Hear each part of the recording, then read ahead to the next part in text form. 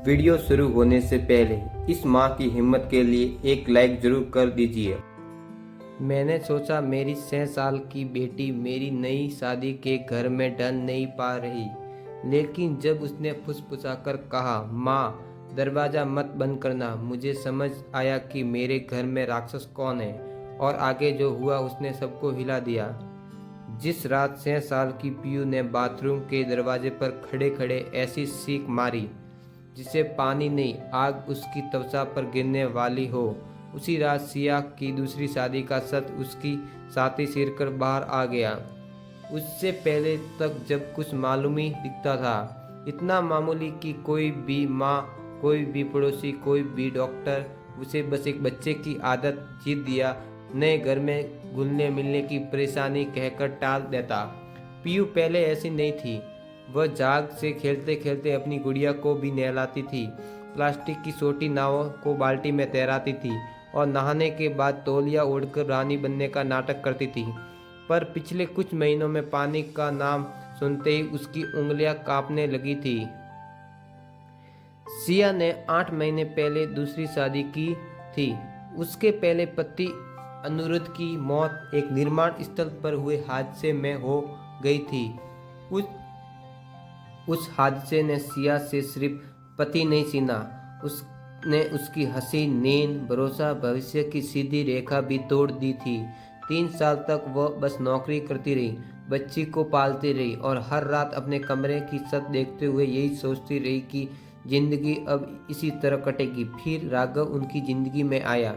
वह धैर्य से बात करने वाला, समय पर दवाइयाँ याद रखने वाला, पीयू का पसंदीदा नाश्ता खरीदने वाला, घर की ढीली कुंडी बिना के ठीक कर देने वाला आदमी था। उसने सिया को यकीन दिला दिया था कि टूटने के बाद भी इंसान फिर से घर बसा सकता है। लेकिन शादी के बाद पीयू बदलने लगी। वह रात में चौंक कर उठ जाती, कई बार बिस्तर गीला कर देती, स्कूल से लौटकर सिया से चुपकी रहती और राघव के घर आने की आहट होते ही अजीब तरह से शांत हो जाती। सिया ने इसे नए पिता, नए घर और नए नियमों की वजह समझ लिया। डॉक्टर ने कहा समय लगेगा, माँ ने कहा बच्ची तनाव में लगती है, सहेलियों ने कहा यह सामान्य है। सिया ने हर जवाब को पकड़कर अपने डर पर ढक दिया। उस मंगलवार को भी उसने यही किया था। रसोई में बर्तन बज रहे थे, बाथरूम में पानी भर रहा था और पीयू दरवाजे पर खड़ी अपने दोनों हाथ खुद के चारों ओर लपटे नीचे जमीन को देख रही थी। माँ मैं नहीं नहाना चाहती। सिया मुस्कुराई, जैसे ये रोज का नाटक हो। नहाना तो पड़ेगा बेटा। पीयू ने बहस नहीं की, उसने बस रोना शुरू कर दिया। धीरे, नहीं जिद में नहीं, बल्कि उस तरह जैसे किसी ने उसके अंदर दबा हुआ डर अचानक बाहर खींच लिया हो। सिया तुरंत उसके सामने घुटनों के बल बैठ गई। क्या हुआ पीयू, प्लीज मत कराओ। उस पल सिया को समझ जाना चाहिए था, लेकिन थकी हुई औरत अक्सर सबसे जरूरी संकेत सबसे आखिर में पड़ती हैं। अगले कुछ दिनों में यह रोज होने लगा। नहाने का समय आते ही पीयू का चेहरा पीला पड़ जाता, होठ सूख जाते, वह कमरे के कोने में सिमट जाती, जैसे सिया उसे पानी नहीं किसी अंधेरी सुरंग में भेज रही हो। फिर एक रात सिया का धैर्य टूट गया। पीयू बस करो, ये सिर्फ नहाना है। सब निकलते ही पीयू ने ऐसी सीख मारी कि सिया के हाथ से मग गिर गया। बच्ची के घुटने जवाब दे गए। वह फर्श पर बैठ गई, पूरा शरीर कांप रहा था, सांस टूट टूट कर आ रही थी। सिया ने उसे पकड़ना चाहा, पर पीयू ने ऐसे झटके से खुद को छुड़ाया जैसे उसके पास आना भी कोई खतरा हो। नहीं नहीं नहीं, प्लीज पीयू मुझे देखो। पीयू ने बड़ी बड़ी आंखों से उसे देखा। वह डर किसी 6 साल की बच्ची की आंखों में नहीं होना चाहिए था। दरवाजा मत बंद करो प्लीज, दरवाजा मत बंद करो। सिया की रीढ़ में बर्फ उतर गई। बाथरूम का दरवाजा खुला था, किसी ने उसे बंद नहीं किया था।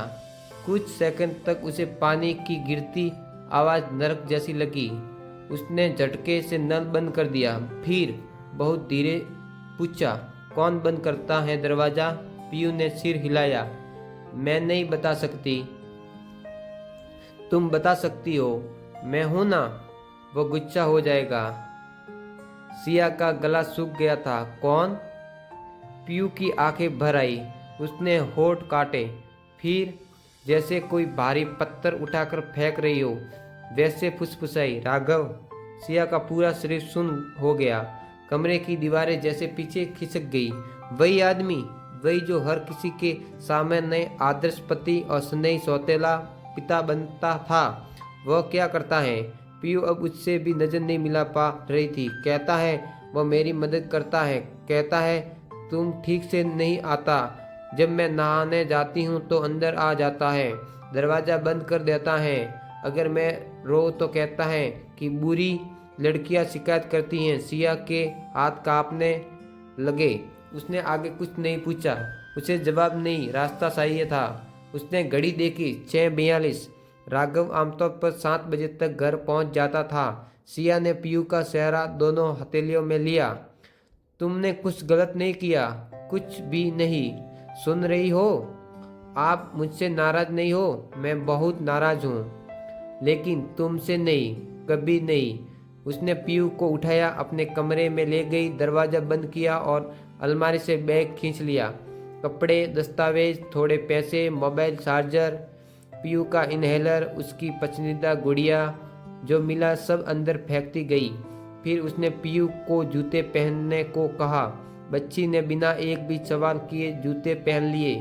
यही बात सिया को अंदर तक तोड़ गई। बच्चे तभी इतने चुपचाप मानते हैं जब डर उन्हें आवाज़ से पहले इशारे पढ़ना सिखा देता है।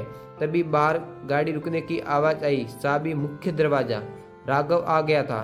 सिया ने खिड़की खोली। नीचे छोटा सा साइड वार्ड था। उसके आगे पड़ोस में लीला आंटी का घर। सफ़ेद बालों वाली, तेज नज़र वाली, हर बात जान लेने वाली विधवा। उस रात सिया को पहली बार लगा कि दखल देने वाले पड़ोसी भी भगवान की देन हो सकते हैं। उसने पहले बैग बाहर फेंका, फिर पीयू का सहारा देकर खिड़की से उतारा, फिर खुद नीचे कूदी। दोनों झुककर भागी। पीछे घर के अंदर राघव की आवाज़ गूंजी, सिया, पीयू, कहाँ हो तुम दोनों?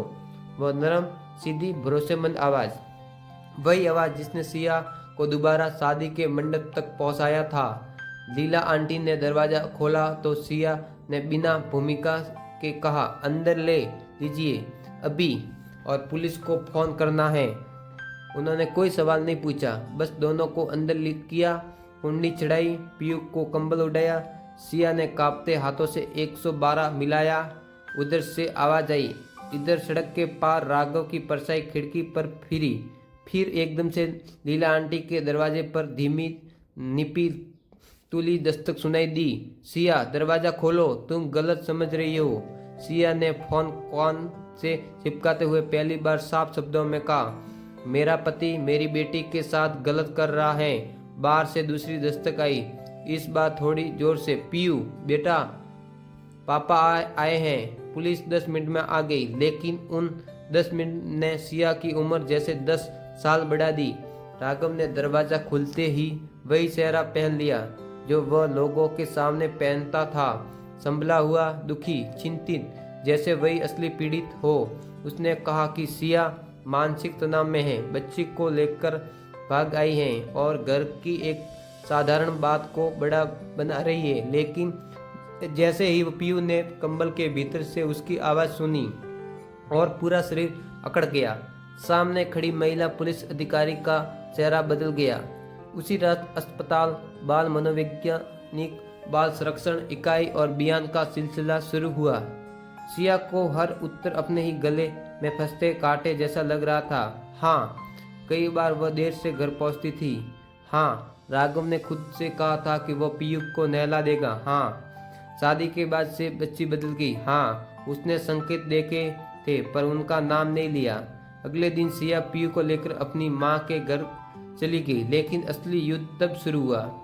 राघव की माँ ने फोन पर कहा कि विधवा औरतें जल्दी डर जाती हैं, बच्चे झूठ बोलते हैं और सिया अपने दूसरे पति की इज्जत बर्बाद कर रही है। राघव के मामा, जो अस्थायी राजनीतिक में थे, थाने पहुंचे और समझौते का दबाव बनाने लगे।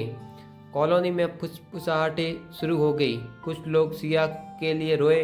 कुछ ने पूछा कि अगर बात इतनी बुरी थी तो उसने पहले क्यों नहीं देखा, और कुछ ने वही सबसे पुराना जहर उगला, हर घर की बात घर में ही रहनी चाहिए। पीयू की हालत और बिगड़ गई।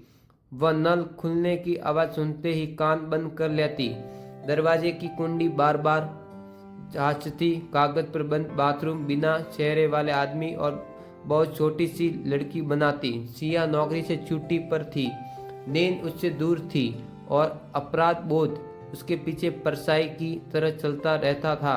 फिर 18 दिन बाद राघव को अस्थायी जमानत मिल गई। उस शाम सिया पीयू को स्कूल से लेने पहुंची ही थी कि उसने गेट के बाहर राघव को खड़ा देखा। साफ शर्ट, हाथ में चॉकलेट, चेहरे पर वही सभ्य मुस्कान। पीयू ने उसे देखते ही ऐसी घबराहट में सिया का दुपट्टा पकड़ लिया कि उसकी उंगलियां सफेद पड़ गई। राघव आगे बढ़ा और धीमे स्वर में बोला कि अदालत में वह साबित कर देगा कि सिया बच्ची को उसके खिलाफ भड़का रही है, और अगर उसने केस वापस नहीं लिया तो वह पीयू की कस्टडी मांगेगा। सिया ने उसी पल मोबाइल रिकॉर्डिंग चालू कर दी। राघव ने यह नहीं देखा, उसने मुस्कुराकर इतना भी कहा कि बच्चों की याददाश्त तोड़ी जा सकती है, बस सही तरीके से बात करनी आती होनी चाहिए। स्कूल के गार्ड के बीच में आकर उसे हटाया, लेकिन पीयू को उस रात फिर तेज बुखार चढ़ गया। सबको लगा था कि अब लड़ाई सिर्फ अदालत में होगी। तभी अगला मोड़ आया। लीला आंटी ने सिया को अपने घर बुलाया और पुराना टैबलेट सामने रख दिया। उन्होंने बताया कि पति की मौत के बाद से वह घर के बाहर वाले कैमरा हमेशा चालू रखती थी। उस कैमरे में कई शामों का फुटेज था। सिया रसोई में, पीयू बाथरूम की ओर जाती हुई, और कुछ ही देर बाद राघव इधर। लीला आंटी ने कांपते हाथों से टैबलेट सिया की ओर बढ़ाया। स्क्रीन पर कैमरे का फुटेज चल रहा था। वीडियो में साफ दिखाई दे रहा था सिया रसोई में थी और छोटी पीयू धीरे धीरे बाथरूम की तरफ जा रही थी। कुछ ही सेकंड बाद राघव भी उसी दिशा में बढ़ा। उसने एक बार चारों तरफ देखा, फिर धीरे से दरवाजा बंद कर दिया। सिया की सांसें जैसे वही अटक गई। उसकी आंखों में आंसू बहने लगे, लेकिन इस बार वह टूट नहीं रही थी। इस बार उसके हाथों में शस्त्र था। अगले ही दिन वह फुटेज और स्कूल की रिकॉर्डिंग लेकर पुलिस स्टेशन पहुंची। इस बार राघव के पास कोई बहाना नहीं था। जांच में पता चला कि यह पहली बार नहीं था। उसके पिछले शहर में भी उसके खिलाफ बच्चों के साथ गलत व्यवहार की शिकायत दर्ज हुई थी, लेकिन पैसों और पहुंच के दम पर मामला दबा दिया गया था। यह सुनकर सिया के पैरों तले जमीन खिसक गई। जिस आदमी को उसने अपनी बेटी की सुरक्षा समझा था, वही उसकी सबसे बड़ी गलती निकला। महीनों तक अदालत में सुनवाई चली। हर तारीख पर सिया सिर्फ एक बात सोचती, काश मैंने पहले समझ लिया होता। फिर वह दिन आया जिसका उसे इंतजार था। जज ने सबूतों और रिकॉर्डिंग के आधार पर राघव को दोषी ठहराया। अदालत में सन्नाटा छा गया। राघव पहली बार मुस्कुराना भूल गया। सिया ने पीयू को अपने सीने से लगा लिया। पीयू ने धीमे से पूछा, माँ, अब दरवाजा बंद तो नहीं होगा ना? यह सुनते ही सिया रो पड़ी। उसने बेटी के माथे को चूमकर कहा, अब कोई दरवाजा तुम्हारे लिए कभी बंद नहीं होगा। मैं हमेशा तुम्हारे साथ हूँ। समय बीतता गया। धीरे धीरे पीयू ने फिर से पानी से दोस्ती करनी शुरू की। एक दिन उसने खुद अपनी गुड़िया को बाल्टी में नहलाया और फिर सिया की तरफ देखकर हल्का सा मुस्कुराई।